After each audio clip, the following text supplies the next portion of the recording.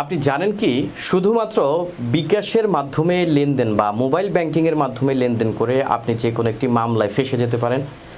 এক্ষেত্রে আপনাকে যে সতর্কতাগুলো অবলম্বন করতে হবে সেই বিষয় নিয়ে আজকে আলোচনা করছি। সাথে আছি আমি অ্যাডভোকেট রবি। প্রিয় দর্শক, আমরা অনেক সময় দেখি যে অনেক সময় আপনার একটি বিকাশ অ্যাকাউন্ট রয়েছে, আপনার পরিচিত একজন বা আপনার আশেপাশের একজন বলল যে আপনার এই বিকাশ আপনার ব্যবহৃত বিকাশ অ্যাকাউন্টে বা আপনার ব্যবহৃত মোবাইল ব্যাংকিংয়ের যে কোনো একটি অ্যাকাউন্টের মাধ্যমে সেই যে কোনো একটি লেনদেন করতে চায়, অথবা আপনার যে চলমান হিসাব যা বা আপনি ব্যাংকে যে একটি অ্যাকাউন্ট খুলেছেন সেই অ্যাকাউন্ট নম্বরে সেই কিছু একটি লেনদেন করতে চান, অথবা তার যে টাকা আসার কথা সেই টাকাটি আপনার এই অ্যাকাউন্টের থ্রুতে বা আপনার এই মোবাইল ব্যাংকিংয়ের অ্যাকাউন্টের থ্রুতে সে আনতে চান।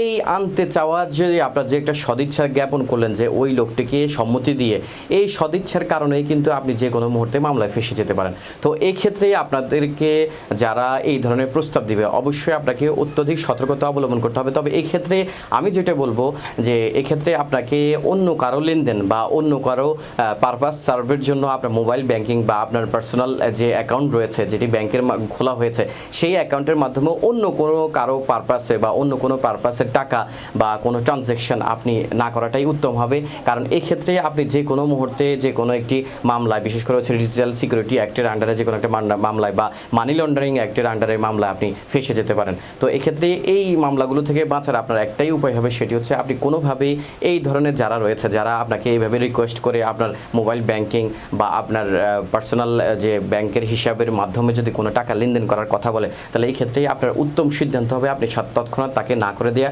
এবং এই ধরনের লেনদেনের ক্ষেত্রে আপনি অবশ্যই সচেতনতা অবলম্বন করবেন। আশা করছি বুঝতে পেরেছেন। ধন্যবাদ।